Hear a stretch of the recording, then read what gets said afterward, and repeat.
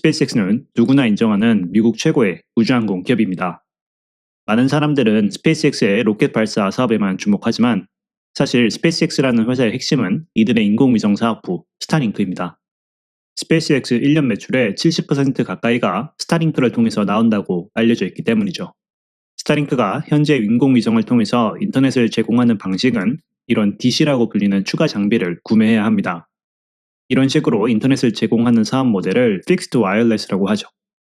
하지만 이런 추가 장비를 계속해서 들고 다녀야 한다는 불편함이 있다 보니 우리가 매일매일 사용하는 스마트폰에 직접 위성의 인터넷 신호를 제공하고자 하는 사업 모델이 생겨났고, 이런 사업 모델을 D2D라고 합니다. 그리고 스타링크와 제가 투자 중인 AST 스페이스 모바일 두 회사 모두 D2D 시장을 노리고 있죠.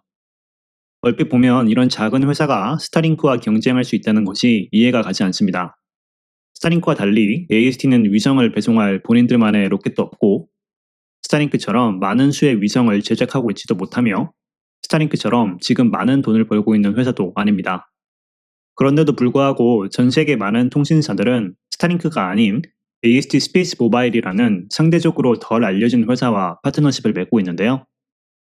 만약 본인이 일론 머스크의 팬이 아닌 투자자라면 일론 머스크는 어떤 것이든 가능하게 하는 인물이니까 무조건 스타링크가 이긴다 라는 순진한 생각보다는 커뮤니케이션 기술에 관련해선 누구보다 전문적인 지식을 많이 가지고 있는 세계 각국의 통신사들이 왜 이런 선택을 하는지 의문을 품고 그곳에 투자의 기회가 있는지 고민을 해봐야 한다고 생각합니다. 물론 제가 관련 전공자는 아니기 때문에 완벽하게 설명할 수는 없지만 최소 투자자의 관점에서 이해하고 있어야 하는 두 회사의 기술 차이에 대해 설명해 볼까 합니다. 안테나에서 공급되는 인터넷 신호를 특정 방향으로 집중시켜서 송수신하는 기술을 빔포밍이라고 합니다. 이건 D2D 기술에서만 적용되는 사항은 아니고 지상에 있는 5G 셀타워도 이 기술을 이용해서 인터넷 신호를 전달하는데요. 이 빔포밍 기술을 이용해서 인터넷 신호를 전달할 때 안테나가 쏘는 빔의 면적을 빔셀이라고 합니다. 그리고 여기서 스페이스X와 AST 아키텍처에 가장 큰 차이가 발생하는데, 이게 스페이스X가 D2D 서비스를 위해 운영 중인 2세대 인공위성이 만들어내는 빔셀이고, 이게 AST의 2세대 인공위성 블락2가 만들어내는 빔셀입니다. AST의 셀 크기가 확연히 작은 게 눈에 보이죠.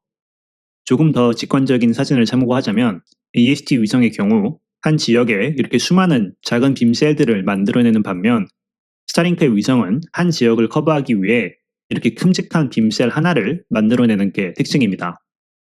AST의 기술적 강점은 한 지역을 커버할 때 이렇게 작은 수많은 빔셀들을 통해 인터넷 신호를 제공한다는 것에 있습니다.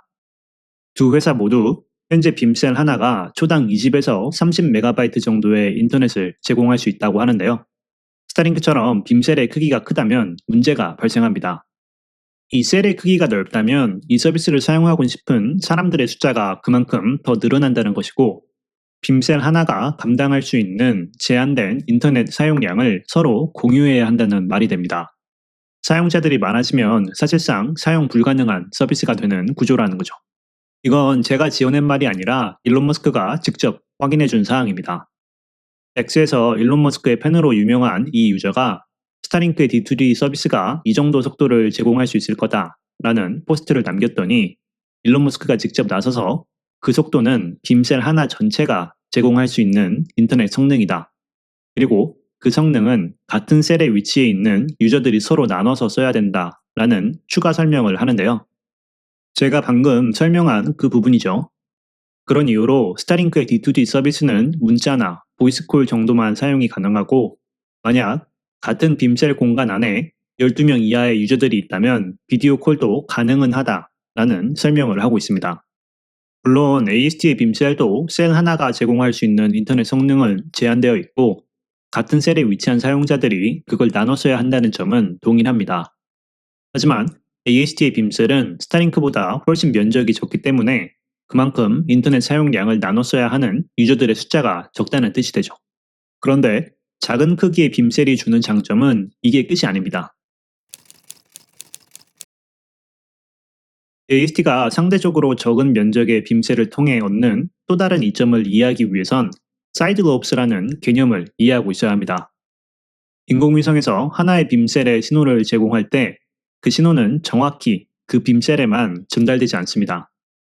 스타링크의 현재 아키텍처를 예로 들면 이게 스타링크의 인공위성이고 이 첫 번째 셀에 신호를 제공하려고 한다고 해봅시다. 그리고 이 빨간색으로 표현된 부분이 이들이 원래 제공하고자 했던 신호입니다. 하지만 그 신호가 미세하게 이 첫 번째 셀을 넘어서 다른 셀들로 침범하는 경우가 발생하는데 이렇게 신호가 원래 의도했던 지역 말고 다른 지역까지 침범하는 현상을 사이드 로브스라고 합니다. 원래는 여기까지만 주파수 A를 통해서 신호를 제공하려고 했는데 내가 의도한 것과 다르게 이 신호가 이렇게 보라색으로 표현된 것처럼 세 번째 셀까지 침범을 하게 되는 거죠. 여기서 문제가 되는 건 이 세 번째 셀 또한 첫 번째 셀처럼 주파수 A를 사용하고 있다는 겁니다. 만약 두 개의 다른 빔 셀들이 같은 주파수를 사용하고 있는 상황에서 이런 식으로 첫 번째 셀을 위해서 전달된 신호가 세 번째 셀까지 전달이 되면 인터넷 신호가 섞이는 현상이 발생합니다. 왜 영화에 보면 무전기로 연락을 주고받다가 우연히 같은 주파수를 써서 다른 사람들이 하는 말을 듣게 되거나 뭐 그러는 경우가 있죠. 이렇게 같은 주파수를 쓰면서 생기게 되는 혼선을 인터피어런스라고 합니다. 이번엔 AST의 예를 보도록 하겠습니다. AST 역시 똑같이 이 첫 번째 셀에 신호를 제공하고자 합니다. 하지만 그 셀의 면적이 적다 보니 원래 의도했던 것 지역 이외로 신호가 침범을 하는 사이드 롭스의 범위도 줄어들고 그로 인해 이번엔 세 번째 셀까지 영향을 끼치지 않는 게 보입니다. 이런 경우에는 첫 번째 셀로 전달되는 신호가 세 번째 셀의 영역을 침범하지 않기 때문에 이 두 셀이 같은 주파수 A를 사용해도 인터피어런스 문제가 발생하지 않는 거죠. 즉, AST의 위성이 만들어내는 이 빔 셀들은 같은 주파수를 재활용할 수 있다는 말이 됩니다. AST가 D2D 서비스를 위해 사용할 수 있는 주파수가 10MHz라고 해봅시다. 이건 어렵게 생각할 필요는 없고 그냥 사용할 수 있는 이 주파수의 양이 많으면 더 많은 인터넷 사용량을 제공할 수 있다. 이렇게 생각하시면 됩니다. AST의 경우 본인들이 사용할 수 있는 주파수를 절반으로 나눠서 주파수 A, 주파수 B를 사용할 수 있습니다. 그리고 아까 설명드린 것처럼 AST의 위성은 인터피어런스 현상이 적기 때문에 각기 다른 셀들이 어느 정도 거리만 유지가 되면 이 주파수 A와 B를 여러 셀들이 재사용하는 게 가능합니다. 그렇기 때문에 AST 위성이 접근 가능한 총 주파수의 양은 10MHz임에도 불구하고 이 수많은 빔셀들이 각자 5MHz의 주파수를 사용하는 게 가능한 거죠. 반면 스타링크의 경우 AST와 똑같이 10MHz의 주파수에 접근이 가능하다고 하더라도 인터피어런스 현상 때문에 주파수를 재활용하는 게 사실상 불가능하거나 재사용의 빈도가 현저히 적을 수밖에 없습니다. 그럼 두 회사의 위성들이 같은 면적을 커버하고 두 회사 모두 10MHz의 주파수를 사용할 수 있다고 하더라도 AST는 이 지역을 커버할 때 60MHz의 주파수를 이용하는 효과를 만들 수 있는 반면 스타링크의 경우 같은 지역을 커버하는데 10MHz의 주파수를 이용하는데 그치는 거죠. 두 회사의 위성들이 접근할 수 있는 주파수의 양은 같았지만 결과적으로 AST 위성은 주파수를 6배 더 효과적으로 사용하는 효과를 만들어내는 겁니다. 그런 이유로 많은 통신사들이 AST 접근 방식을 주파수를 효과적으로 쓰는 아키텍처라고 언급을 하죠. 스타링크는 AST에 비해 주파수를 효과적으로 사용하지 않고 있다 보니 같은 수준의 서비스를 제공한다고 할 때 더 많은 주파수가 필요한 게 현실입니다. 그런 이유로 작년 9월 스페이스X는 에코스트의 주파수를 얻어내기 위해 170억 불이라는 어마어마한 돈을 투자했죠. 자, 그런데 이상한 게 하나 있습니다. 그럼 스타링크는 바보도 아니고 왜 이렇게 큰 빔셀을 통해서 인터넷 신호를 전달하는 걸까요? 인공위성이 만들어내는 빔셀의 크기는 회사가 자유자재로 조절하는 게 아닙니다. 빔셀의 크기는 바로 이 공식을 통해서 계산이 되는데요. 간단하게 이 공식을 살펴보자면 이 분자에 있는 70이라는 상수와 파장은 고정되어 있는 숫자입니다. 반면 분모에 있는 이 안테나의 지름은 위성의 크기에 따라 변할 수 있죠. 그럼 이 공식에 따르면 같은 숫자를 큰 숫자로 나눌수록 작은 값이 나오니 위성의 안테나 지름이 클수록 빔셀의 크기가 작아진다는 말이 됩니다. 그리고 이게 AST는 작은 빔셀을 만들어낼 수 있지만 스타링크의 위성은 작은 빔셀을 만들어낼 수 없는 이유이죠. 스타링크와 AST 인공위성의 안테나 사이즈를 비교해 봅시다. 이게 현재 스타링크가 D2D 서비스를 위해 운영 중인 2세대 인공위성인데 이 부분이 인공위성의 안테나입니다. 대략 270 스퀘어 피트라고 하는데요. 그럼 AST 인공위성은 안테나가 어디 있을까요? 아마 여기라고 생각하시겠지만 AST 위성의 경우 이 지역 전체가 안테나로 이루어져 있습니다. 그런 이유로 AST 안테나 사이즈는 스타링크의 10배에 가까운 2400 스퀘어 피트이죠. 그리고 이게 두 회사 기술의 가장 큰 차이점입니다. AST의 안테나 크기가 압도적으로 거대하기 때문에 AST는 상대적으로 작은 빔셀을 만들어낼 수 있다는 거죠. 그리고 아까 우리가 본 것처럼 주파수의 효과적인 사용을 위해서라도 빔셀을 작게 만들어내는 것은 상당히 중요한 문제입니다. 물론 스타링크도 이 사실을 모르는 건 아닙니다. 그런 이유로 현재 안테나 크기를 키운 3세대 인공위성을 개발하고 있는데 그렇게 안테나 크기를 키웠다는 3세대 위성, 기존 270에서 375 스퀘어 피트로 꽤나 안테나 크기를 키웠지만 AST의 2400 스퀘어 피트에 비하면 아직도 한참 작은 게 보입니다. 그리고 AST의 이 블락2 위성들은 지금 현재 대량 생산을 하고 있고 이미 작년 12월에 하나 발사를 해서 운영하고 있고 이번 달에도 발사를 앞두고 있는 반면 일론 머스크의 발언에 따르면 스타링크 3세대 위성은 빨라도 올해 말에나 가능하다고 하는데요. 테슬라 투자자들은 공감하겠지만 일론 머스크가 올해 말이라고 하면 사실상 빨라도 내년 말이라고 생각하는 게 맞습니다. 일론 머스크를 너무나도 좋아한 나머지 스타링크에 대한 맹목적인 믿음이 있는 분들은 스타링크는 언제나 본인들이 원할 때 위성을 발사할 수 있기 때문에 AST는 경쟁이 되지 않는다고 생각하지만 글쎄요, 그게 제가 이 영상을 만든 이유입니다. 제가 영상에서 한참 설명한 이런 빔셀 크기의 차이, 그리고 그로 인한 주파수의 효과적인 사용, 이런 걸 보면 지금 D2D 시장에서의 문제는 정말 제대로 된 D2D 서비스를 제공할 수 있는 위성 디자인을 가지고 있냐, 아니냐이지 위성을 많이 발사할 수 있느냐가 아닙니다. 위성을 아무리 많이 발사해서 운영해봤자 근본적인 문제 자체를 해결하지 않으면 바뀌는 건 없기 때문이죠. 이게 전 세계 대부분의 통신사들이 스타링크가 아닌 AST와 파트너십을 맺고 있는 이유이기도 합니다. 자, 그럼 정말로 이상한 게 하나 더 있다는 걸 눈치챌 수 있어야 합니다.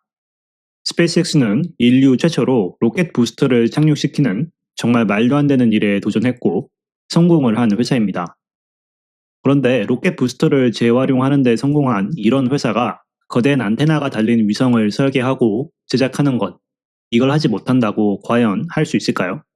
많은 AST 투자자들은 스타링크에겐 그럴 능력이 없다고 주장하는데 전 이런 생각은 일론 머스크의 팬들이 AST가 가진 포텐셜을 객관적으로 보지 못하는 것처럼 AST의 투자자들도 똑같은 실수를 하고 있는 거라 생각합니다.